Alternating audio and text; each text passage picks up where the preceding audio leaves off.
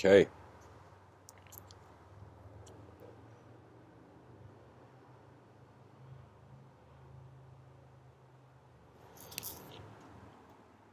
The title. The title of tonight's episode, ladies and gentlemen, is "Status of a Changing World." And first thing I'm going to say is that in 2019, we find the presence of technology and social media. We find a sort of peak of trying to perfect individual modes of living.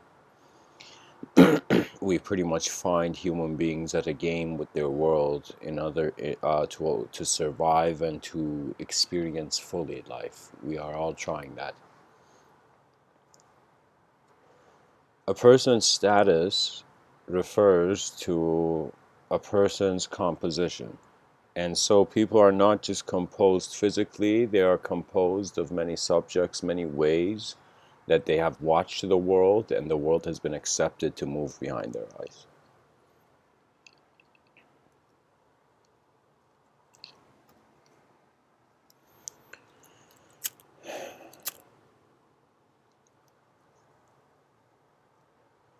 The good thing is that whether we like it or not, things change. That means the texture of how our attention engages a problem one day, the next day the problem will not be the same texture. That means something will change from your eyes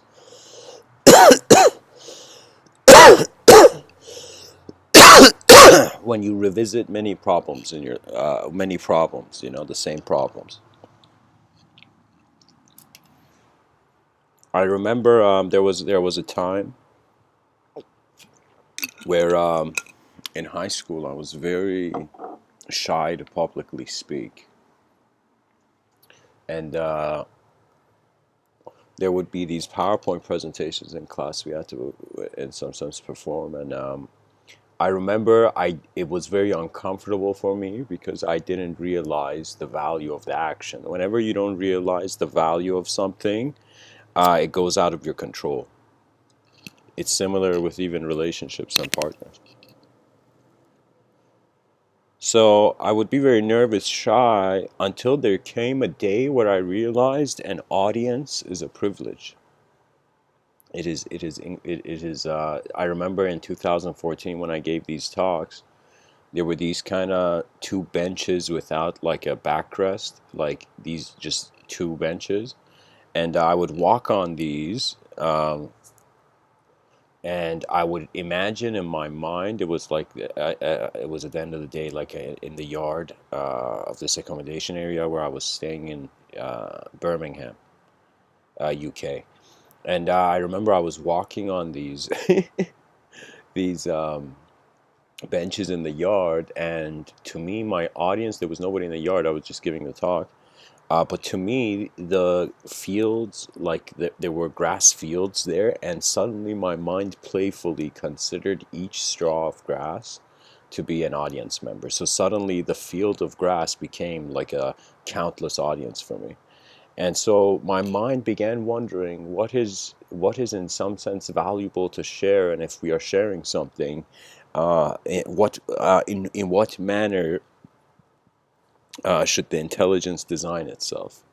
For me, my deepest questions are questions of design, primarily, rather than questions of, like, uh, um, rather than ones filled with a context of a certain cultural or social story. Sometimes I look at life and there's no words that can define that moment. That moment is what it is. So it's kind of like something is being a phenomena, and various ways this generates values. Your intelligence generates subjective value. That's when I consider your mind has moved before your body. It can create objective value when your body moves before your mind. We have to acknowledge a sort of individual reference point to be able to contemplate To like the only reason there is memory is because you there was a past self you kept. There was a way the world was that you remembered. So as I'm speaking right now, for me, my memory is like a landscape. It's like this vast world where certain aspects of it come they come into conscious attention and they leave conscious attention.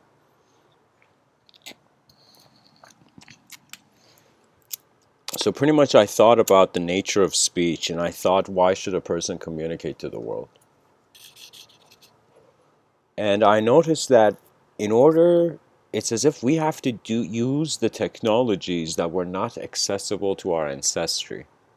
So in one way, man should not seek technology so quickly. In another way, he should definitely seek it. We should definitely use what is available, because at the end of the day, we are a castaway species on a rock in the middle of nowhere. Castaway in the sense of like the movie Castaway.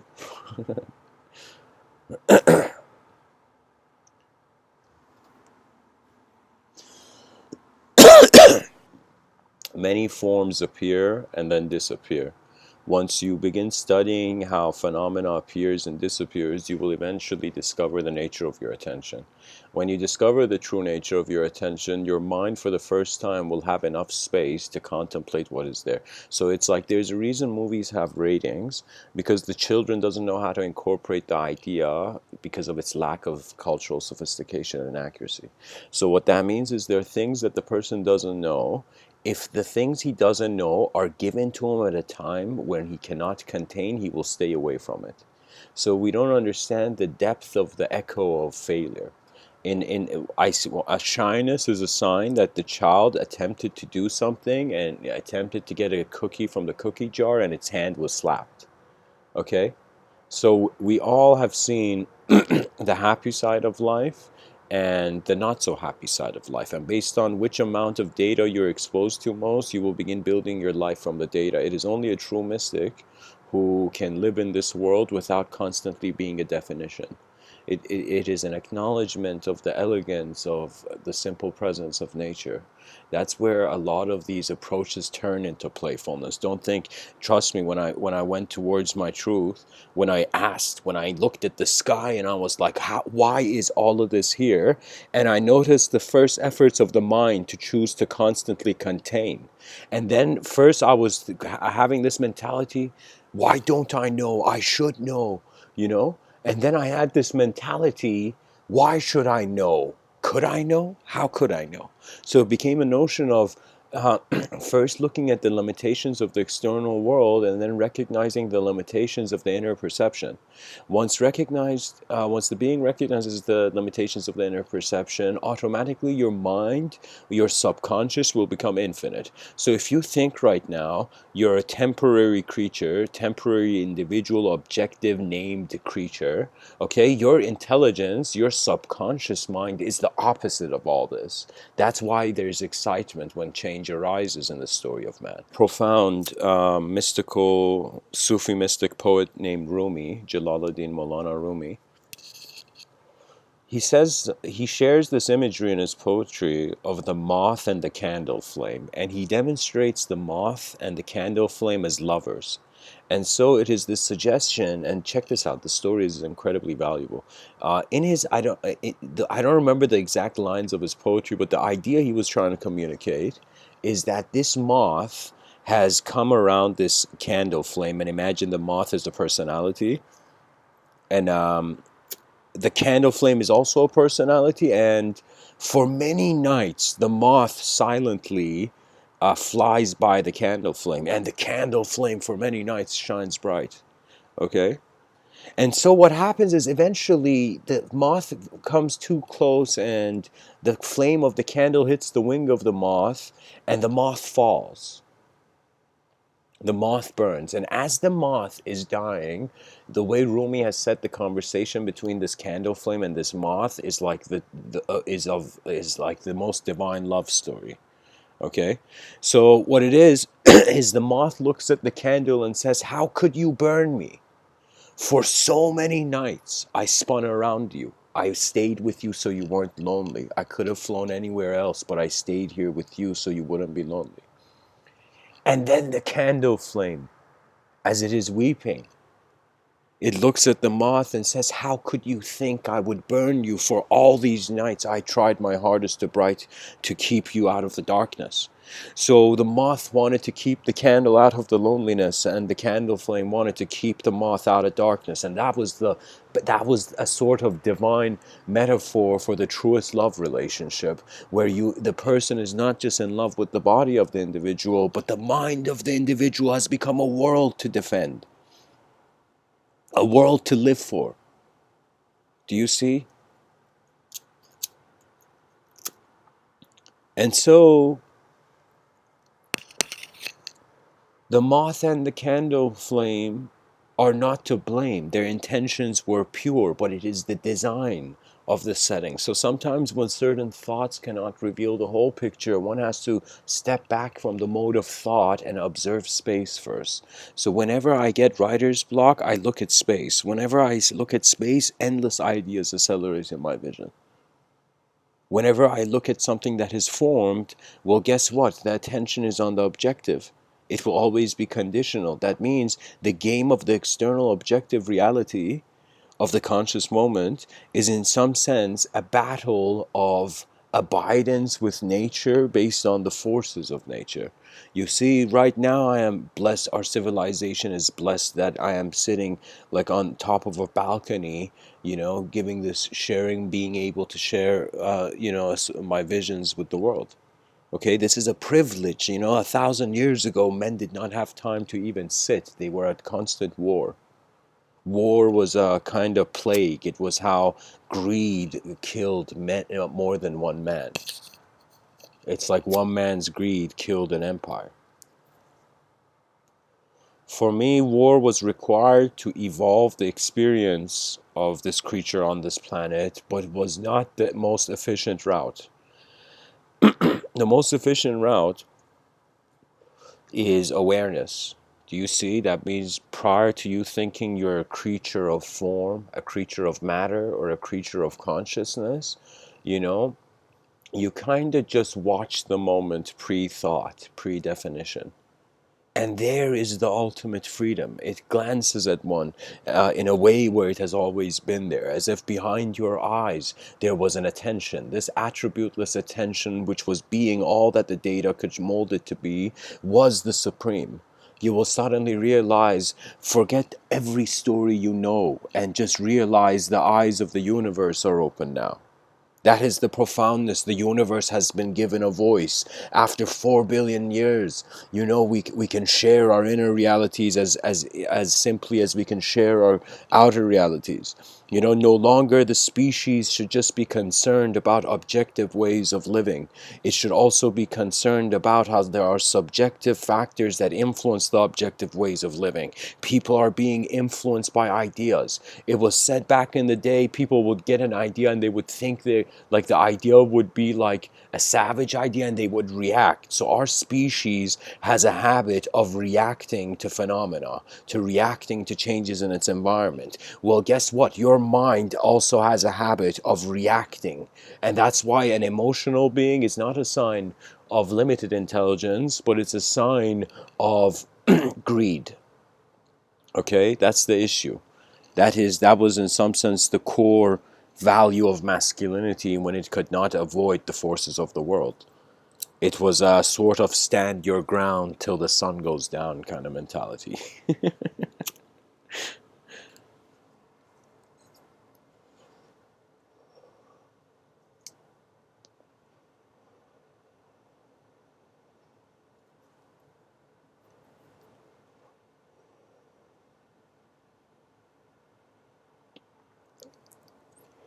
Men's mind has, how can I tell you, we are an evolutionary creature that can free itself by realizing the subjective free will is also a subjective reorchestration. It's a new way the value of the world can shift in your experience. The coolest thing about this world is that we're changing. I find that to be the most exciting thing. That means it's as if somebody came and told this kid the truth, and the kid smiled. And the guy said, why are you smiling? I just told you the most ultimate thing. You should be astonished. And the kid's like, whatever you tell me, change has something else to say. You can live on this planet as a mind, or you can live on this planet as a body. It's harder to live on this planet as a mind because the educational system and this cultural stories and the stories of society and civilization are not ones that honor the mind. They need manpower. That means there is a sort of, the labor force does not recognize the same amount of energy being put in on an objective act could be put on a subjective act. Our minds can stand in ways where freedom was their birthright. Our minds can stand in ways where no longer the planet is just an empty space, it is also in the space of our consciousness. You see, it's not just, there's something very supreme. I'm going to share with you an experience I had. This was a couple years ago. I think the story right now it's coming to your ears, but it comes to me from 7 years ago.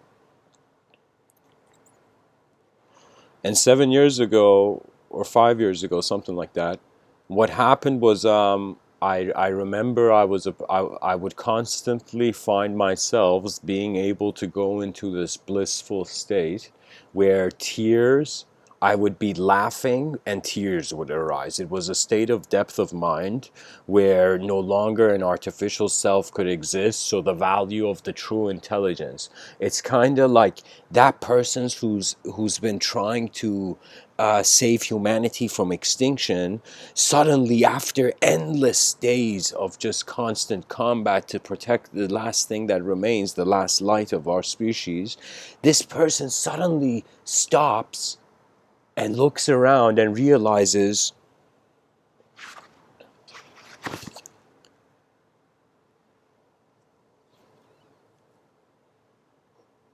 that the challenge is over.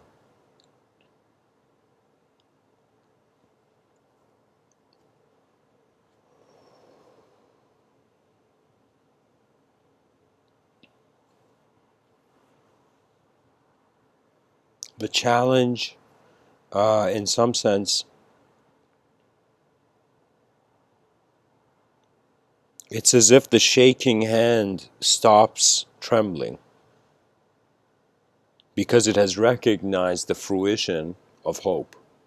So once you succeed, there's a sort of release of a tension of doubt that you've been carrying like a backpack. That is the incredible thing of the evolution of our minds. For because they are choosing to be defined out of a conditional environment, we're giving it conditional ways to be free. But when you realize the mind can be unconditionally present as a presence, that means you don't have to be a certain story. We use stories to speak pretty much. We need language to communicate. It's unavoidable. It's as if regardless of what ends, seen as a journey.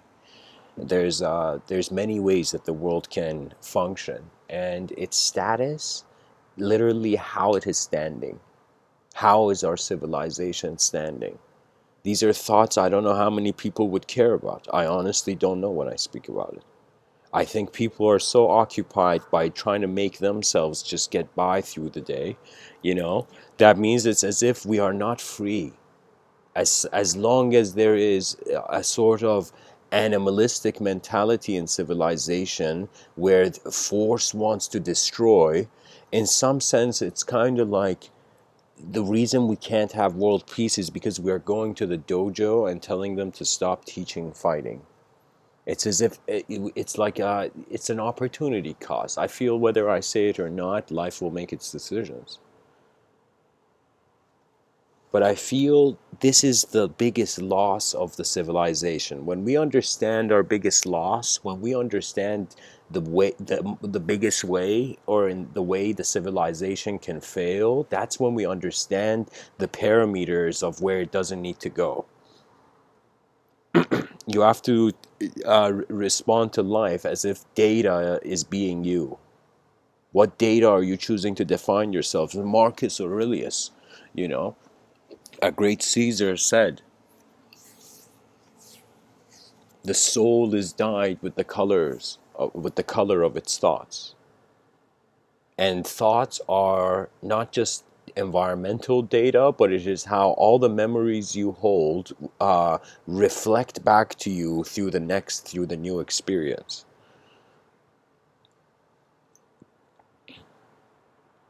That means the hardest possible thing to acknowledge is that how can we give a changing world a face?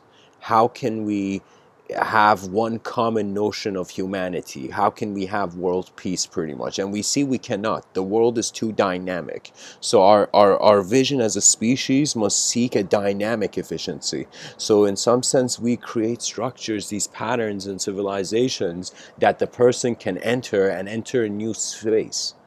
You see, it's like people want to get rich because they want to have a space where they can be who they are, right? Like that's the thing, you know. It's we our decisions are inspired out of a release of our inner intensity and our outer intensity. How intensely the external world changes the notions of who you are, and how intensely just your contemplation shifts the way the world is held. Only through contemplation can the axis of the world change, because your eyes will.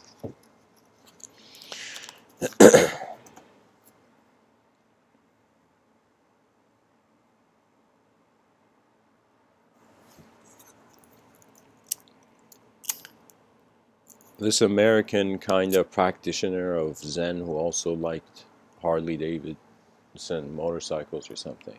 I don't remember the guy's name, but he had this nice quote where he said something. This life that we call ourselves is a handful of sand. This handful of sand is out of an endless beach. That means this is why I chose the name Mr.Within, because it doesn't have it cannot be imagined. It is like the X factor in the equation. It is the unknown.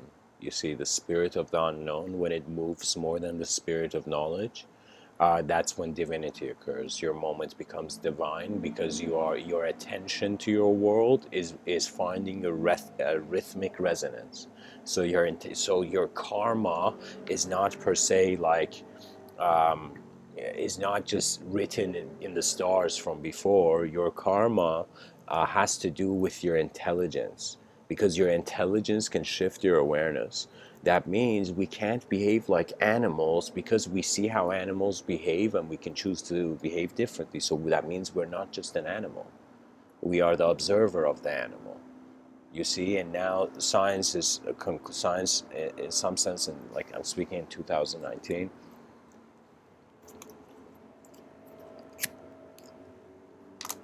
But science is acknowledging that consciousness arises from the brain. And I am not denying that idea, but I'm saying it's not that just the spirit is in the machine. The machine is in the spirit. It is a dual relationship, consciousness and matter. Pretty much scientists who are studying consciousness, it's like they're trying to study emptiness. It's like you can't measure emptiness. Can anybody measure emptiness? You can measure the emptiness of a container. You can have the container be filled with like data, and then suddenly the data is no longer there, so the absence of the data becomes the meaning of our emptiness. Okay, that could happen, but that's not a measurement. The measurement has to come from the environment, and the inner environment cannot be localized. It can at most you can just put it into an idea or a word or a language. So for me, I feel it's very interesting. Technologically, externally, we have so many technologies at our disposal, but internally, the only technology we have at our disposal, we find, is language, and it is like the dynamism of the movie of imagination. And also, I'm trying to think what else. Oh yeah, abidance by natural presence. There's these three avenues I feel that are open, and there should be much more. Tibetan Buddhism proved to me that man's mind, its last illusion is infinity. What that means is you can get infinite insights of what is in sight. Imagination is the possibility of even there to be an like, think of it this way: your free will, if you consider it to be something or anything, okay, your free will, however way you want to choose to see that idea, you're going to realize it needs to be in a space. So pretty much it's like you wondering what the space, where, how the space where your thoughts exist are. That's when I say you begin studying your mind. That's something that's the last teaching of any sort of external teacher or sage. They will look at you and they're like, buddy, you're asking me? You're asking me what truth is? You're trying to follow somebody else's instruction on truth? Really? What, have you ever wondered how your intelligence is? Have you ever wondered the roots and depths of your mind? Because many Zen masters did. I'm telling you, don't think this is a simple thing. You know, the beautiful thing about history, that it shows you the efforts of the species before you were born. It shows you how eyes open to the world. You know, that's why I was engaged with philosophy. Philosophy without history is meaningless. Because history is the best spirit guide. When there are no longer there's no longer a need for inefficient patterns or mistakes to be repeated. We have to save the future from the mistakes that the past people before us did nothing about. They just made a mistake and the guy died. You know, do you know how many people do not have their sense of value in life comes from how they look to others? Do you see? Like, do you see the we are creatures? I noticed as I was sitting in the park and I was just looking at people, and I noticed everybody is trying to show who they are as a being inside, outside. Their fashion is a representation of how their mind saw design and elegance or perfection or whatever, you know? So I'm telling you, just like a tattoo is is like trying to keep a memory alive, always trying to remember a memory. You know, you can say a tattoo is a part of, is a thought that the mind generated, kept forever, or for as long as the body is in position. I found it very fascinating. Sadhguru, this yogi, mystic, kind of inspirational speaker person, I have learned a lot from his talks, and what fascinated me most, where at least the last time, I haven't seen his videos for a while now, but the last time I heard one of his talks, he was saying something like, they asked him like, this Maha Samadhi, like why are you, I don't know, somehow it's like, if you're so enlightened, why are you here? And his answer was like, I'm waiting.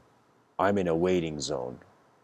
Literally like a sort of athlete, kind of gone on the benches of the game, and he's waiting until the coach calls him in, or his truth revokes, or whatever process, of course, he was considering. But I'm trying to say that there are people who have very incredible amounts of wisdom and perception and awareness, but they recognize at the end of it, the unknown is here. Our knowledge is waiting for the unknown. And that's why when revelation occurred for certain prophets in the history of religion, we see it was as if like man was waiting. Man was waiting for something to come, because it was the limits of the mind. Any notion that expands your mind, actually you will realize something profound. It's a sort of language is a sort of transmission. People don't realize. It's a transmission that can never hurt you. That's the important thing, because whatever sounds or symbols you hear some person communicate, you don't have that person's eyes, so you don't know in what value those words are communicated. So you'll have, what you have access to is just your intelligence. And your intelligence interprets concepts based on how you've been exposed to them or how you've opened up to them.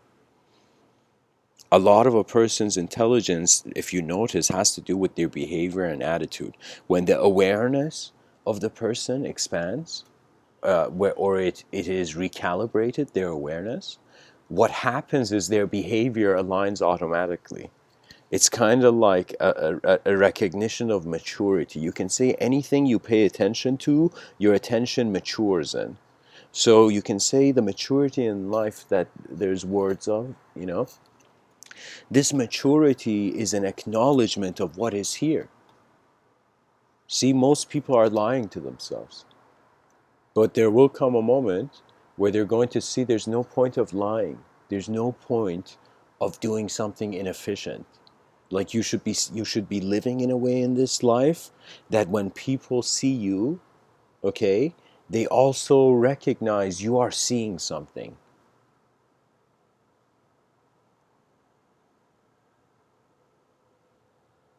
And it's very, I am kind of very grateful to the educational system that we have. Let me tell you why. Because it showed me the many ways that knowledge is not being allowed access to the person.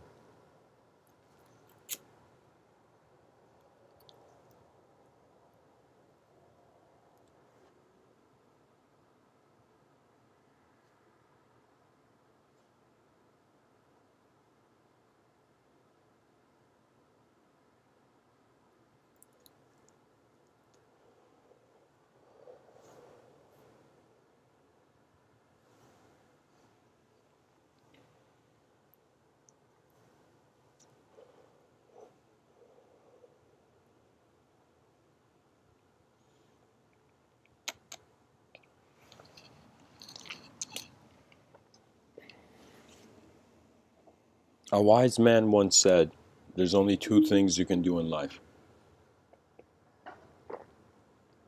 You can either trust life or you can not trust life. And that was a very important idea, because you will see that's the reaction you can get when you realize all knowledge is held in the unknown. Your intelligence is occurring in unknown ways. And think of it this way. Let's say 70% of your body is involuntarily happening, and 30% of it is your voluntary influence on it. That means throughout the day, your heart beats on its own, your breathing occurs naturally prior to having to even think about it. Okay? So you see, nature occurs through its processes. So it's very easy to recognize we are a process of nature. There's a sort of biological automation to our intelligence. So this is, let's say, 70%, just like you don't think about your heartbeat, it just beats. So similarly, how would I say it? I find for the context of the mind, which is the notion of the subjective self, the subjective self also has 70%. Imagine a kind of symmetrical notion here. 70%, it is also involuntary. So imagination moves, your thoughts move with, you can say, only in 30% of your conscious range. Because throughout the day, there's no person on this planet who has maintained the same state of consciousness. The child is born and it has to sleep. Any moment we have to sleep and wake up, sleep and wake up, sleep and wake up, which seems to be the game of life, the game of biological life.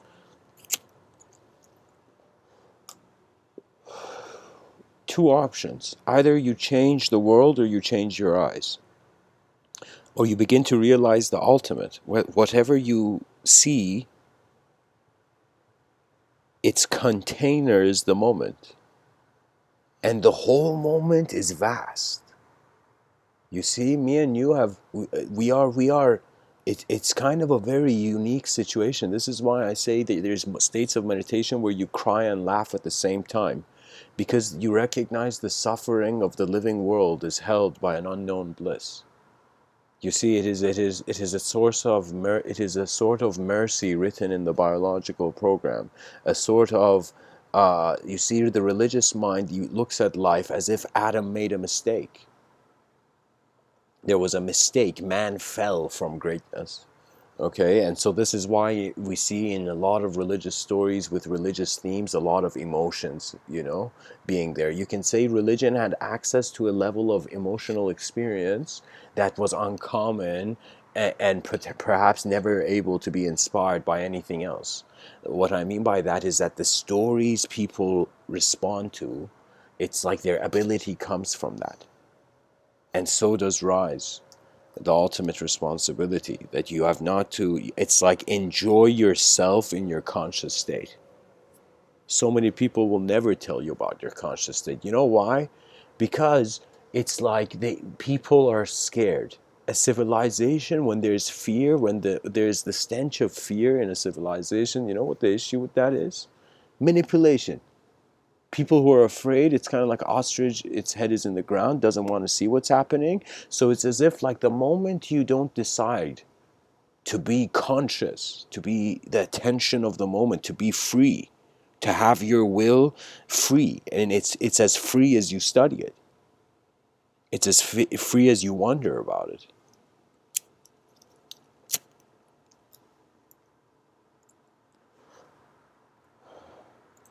It's as if man looked at God and asked, "Why did you create my mistake?" And God responded, "Who says I am the creator?" It's like if you ask God who created you, what if God said man's mind? It would be a crazy story, no? That we understand the responsibility is the only way. That's the thing, ladies and gentlemen. It's not about how colorful your ideas on life are. It is about actual experiential engagement with it. When the world becomes a sort of game of language, it's very easy to reduce the being. You see, it's as if when you see it, when I see anger, do you know what I do? I put my, like literally, I close my third eye. I put my hand on my forehead. I face palm. You know, head palm, you know? And the reason I do that is because I see that is the level of intelligence, the responsibility the being is carrying. That means many children do not realize their parents are carrying a level of intensity of a sort of disciplined life that they should honor, you see? And it's very crazy because you will see that in your whole civilization. You will see it's like there's this notion of, in political science, there's this idea that the personality of the children in the country are governed by the initial governing personality.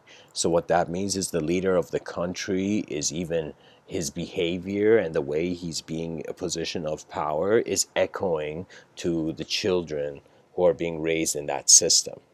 It's as if you are seeing a person of power. Okay? So when you see a person of power, you associate victory to that person. And because you associate victory, you open your mind into subconsciously to be it.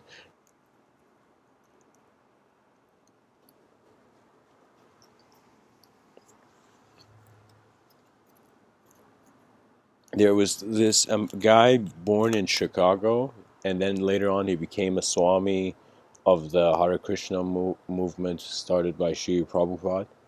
And this guy is like this kid from America who's really extremely more extreme than anybody else. Like he could be said. I don't know who the guy is, to be honest, but I've heard some of his talks on YouTube. And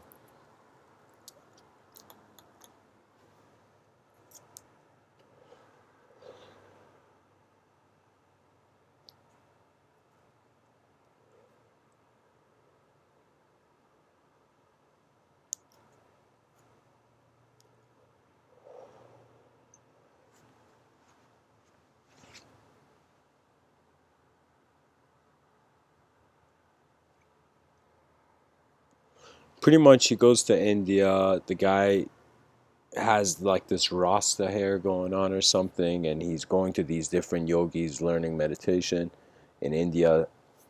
He goes with nothing there, and eventually, what happens is that he finds himself in a moment where he's in India, beside some guru or something, and some animal, like some vicious animal, like some savage squirrel, was like went into his hair, and the guru was like, "You can't move until this creature comes out, or it will kill you."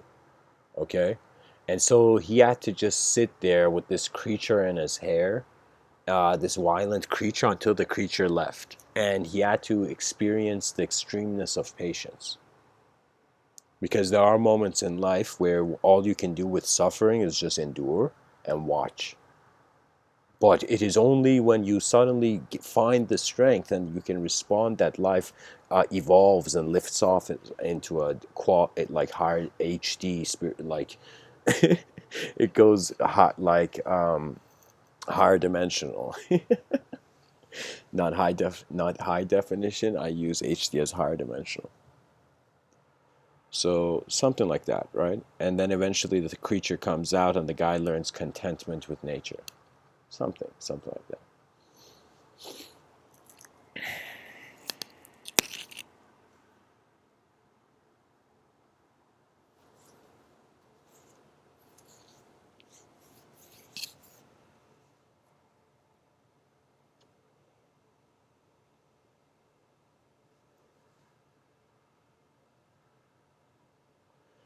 So, um,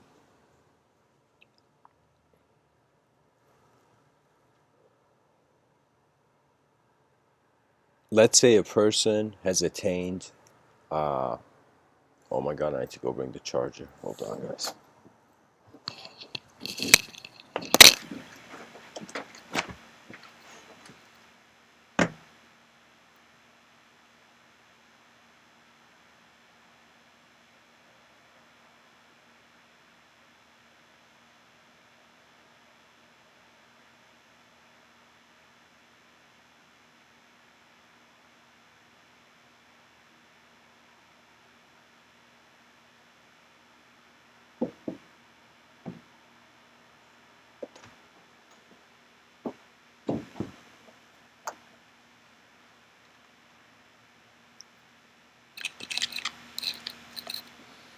Okay.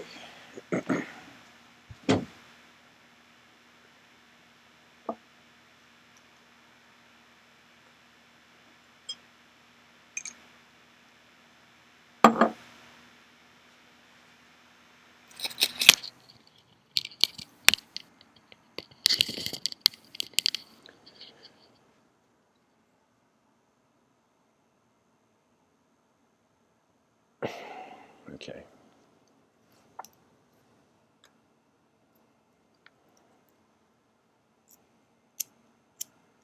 Think of it this way. The ancient mystics, I was saying this in a earlier talk, that pretty much imagine back in the day you were trying to be a chemist, okay? And you wondered about it and you realized they would tell you there's these five elements. And you would ask and see what are these five elements. And they would say it is the element of air, it is the element of fire, it is the element of water, it is the element of earth. And they would said, what's the fifth element? And they said the fifth element is ether. That they saw space as an element back in the day, like as an element in some sort of periodic table. So you can say that this was a point in history where consciousness was seen as a substance,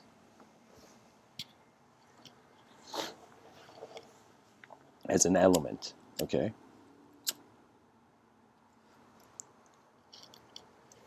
So these five elemental forces, we as this chemist are wondering, okay, so what this means is that all of existence is made by these five modes, okay? So there's a quality like fire, life transforms, changes, burns,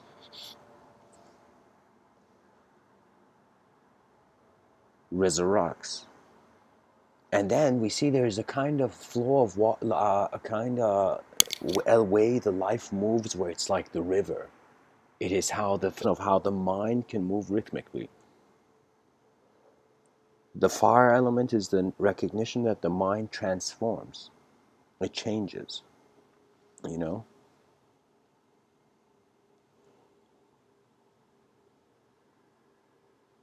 The earth element is the acknowledgement of matter.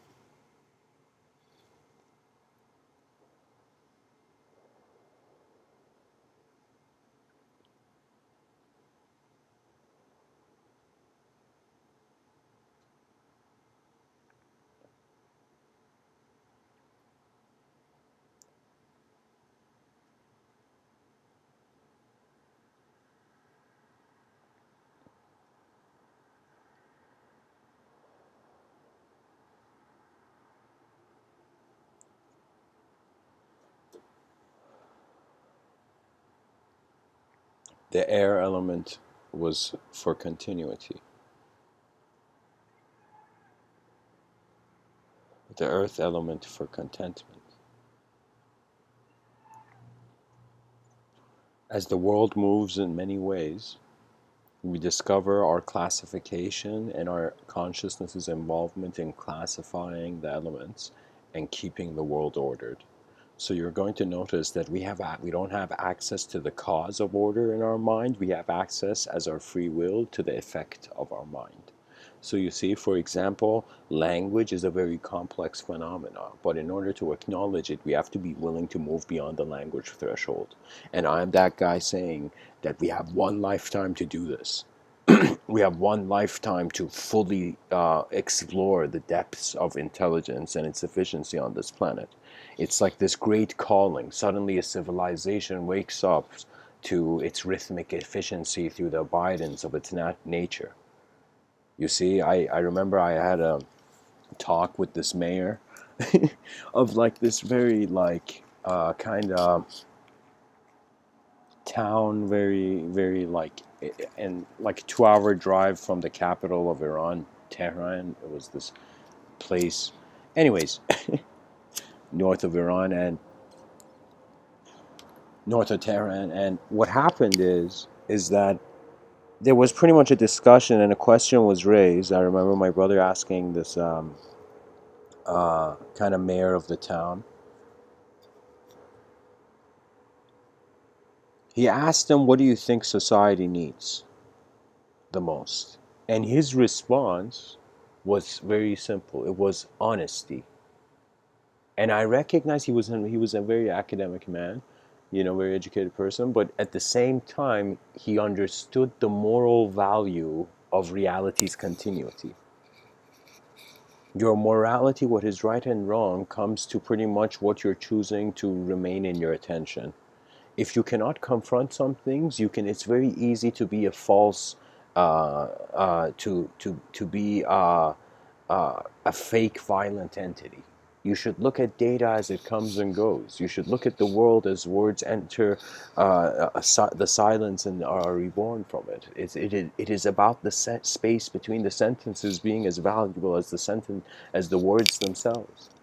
So that's the thing. We have to recognize it's a engagement of an intelligence with the world. It's a relationship that you don't just have a relationship with people, you don't just have a relationship with yourself, but you have a relationship as a phenomena of the world, of the universal sector. You're an advanced communication of your universal sector, I'm telling you.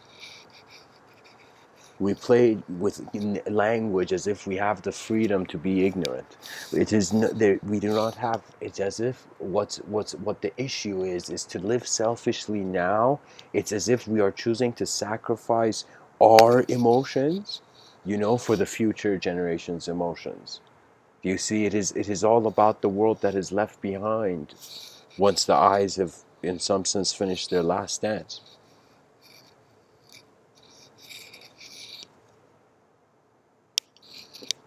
I feel two forces must be mastered. These forces are contemplations. You pretty much have to sit down somewhere in nature and just wonder about it, And one is the ability to confront chaos, and the other is the ability to confront order. And what that means is when you confront something, you will get defined by it. Like back in the day when a village was, war occurred and the nation kingdoms were at war, it's as if you had no choice but to be a response because the world was designed in that way. As if the same effect of the war has the greatest like tsunami and natural disasters have. So you can say the war is a natural disaster. Okay? It's a natural disaster, an incredibly strange and stupid idea, because it's pretty much nowadays war has become just shooting metal, throwing metal at a very fast speed at someone. Like it is not recognizing the value of the human being that we can treat people like peons. Civilization must command the mind of the individual to step forth because the governing power it's very easy. Let me tell you, let's imagine right now the world is controlled by an ignorant elite. Let's imagine. I'm saying this just as a playful metaphor, nothing to care about. But I'm telling you, it is this idea that, let's say there was some, okay, here, I'll make it even better. Imagine in a sci-fi situation, okay, the world is run by an elite group of robots, okay? These elite groups of robots will have understood that they are, how can I tell you, they are bound to their program. They have to just do what they're made for, okay? But what they're made for, they don't recognize their free will is choosing. That's why the transformation of, this is how you see a young soul approaching mysticism and an old soul. The young soul approaches mysticism wanting to fit into the costume show, wanting to fit into a sort of behavioral initiation.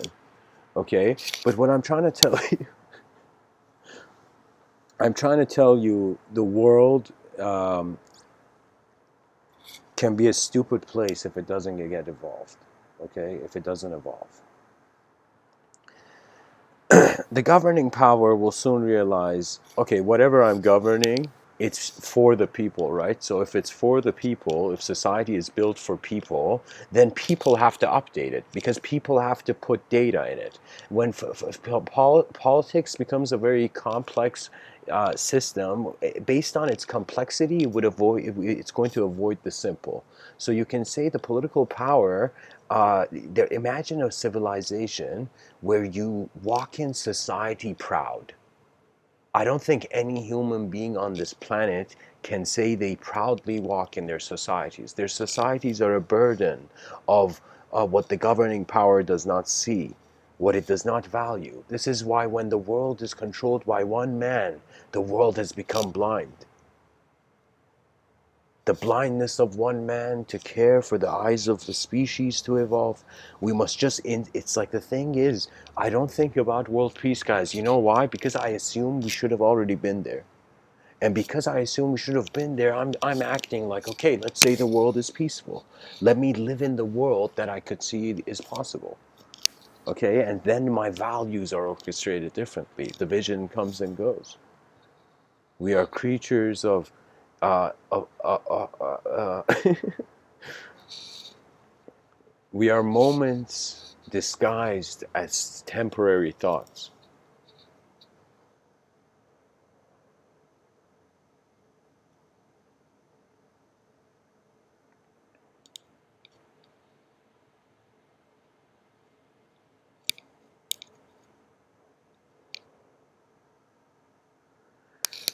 You see, something that is for everybody must be updated by everybody. In order to be updated by everybody means it has to index a vast amount of information. So one can say that rather than having vast amounts of information having to individually be shared, every individual sort of experience finds a collective pattern it can relate to. These collective patterns will eventually be bundles of individual data of people. Okay, so what I'm trying to tell you is that our society is like a machine to the citizen, and the citizen can only be mechanical in society to survive. You see, it has to do things repetitively. Think of it as if this way. Imagine automation occurred and labor jobs went out of business. Literally, robots were doing everything. We will see, for the first time, we will care for our minds because it is the only game left to play. It is the free will of this evolutionary path, 4 billion years, and now we're here. I said something in a talk, like I think it was 2 nights ago, which I just burst out laughing. It was so silly. I said it wasn't silly, but it was silly because of the way I said it. It was like I said, after 4 billion years, bacteria grew legs, you know?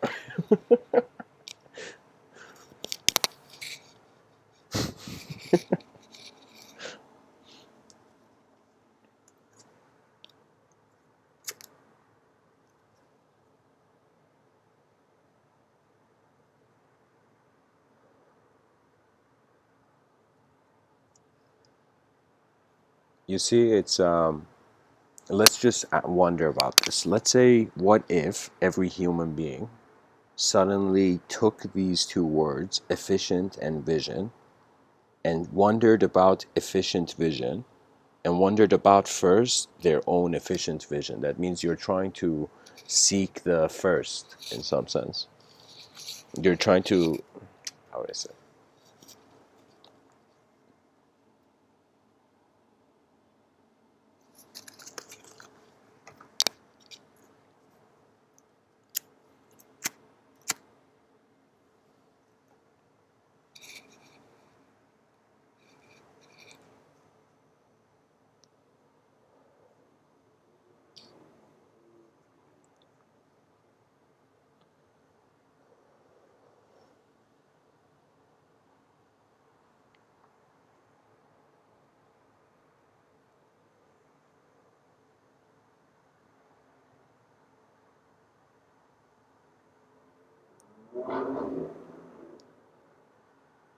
Um, I'm trying to think of how to draw in words this landscape I'm seeing. And so I'm trying to tell you like this. Okay, it's an intelligent system, this life. This intelligent system, this, this intelligent system institutionalizes itself. You know, we've had philosophers like Michel Foucault, this French dude. He pretty much saw that many things that were just naturally just unknown phenomena tolerated were intolerated and institutionalized. So what that means is man's mind began in some sense imprisoning itself to measure itself. You can say it's like the moment we wanted to, how can I tell you? It's like the value for our life is savage, and the ancient Greeks said this to tame the savageness of man and make gentle the life of this world. So the notion is that we start off from this ignorance and intolerance for phenomena, this animalistic reaction to it. But eventually the entity matures towards data, a notion where they see data and then process it. So the person cannot get stressed or depressed because the notion of self does not arise until the data arises. That's the notion of change as a conscious exists. It will cease to exist to itself.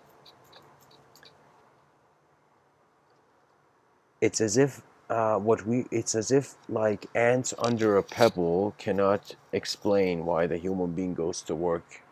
You know, we will confront the unknown in that way in regards to our knowledge. Eventually, the inseparability of all phenomena generated into a certain classification of a value in the moment, they will all merge. Suddenly, these giant icebergs melt.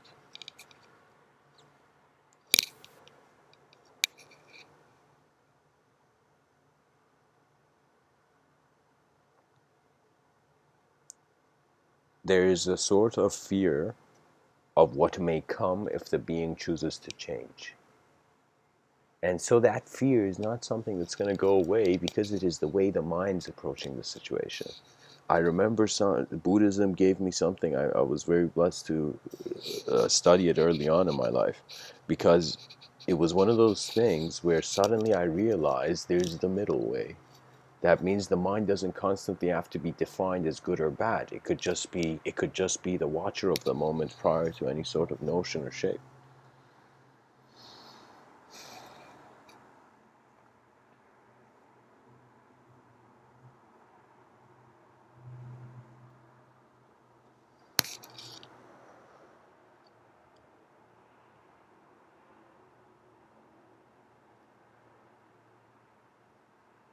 The spirit of novelty is, and the old stuff doesn't seem the same anymore. And so the moment has stepped forth, the moment has changed. And I have experienced this since the beginning of this life, that even though we are at war with one another, we do not recognize that we're all changing. Just like our bodies change, our senses of self change. I am saying, simply suggesting, Mr.Within suggesting that that sense of self is changing quicker even than your physical body. It happens with every environment you go to. It's kind of like the young child, you give it a toy, the child is laughing, happy. You take the toy away, the child cries. But instantly you give the toy away, it's as if the tears of the child had no value suddenly when the toy was back. So what that means is the way how the world responded to the child in some sense, and how the child responded to the world is very unique, as if before an identity, the child cannot get depressed. Can you say a 5-month-old baby can get depressed? You can't, because the kid has no subjective container of what is happening to it. Eventually, the subjective container becomes an individual, but this subjective container is not the real being. It is an extension, a technological. It is a glow of the light of consciousness. It's how intelligence could not die.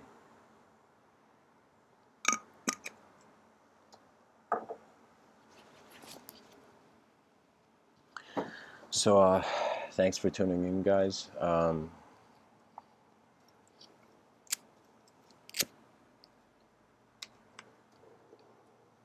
I want to end off with a story before.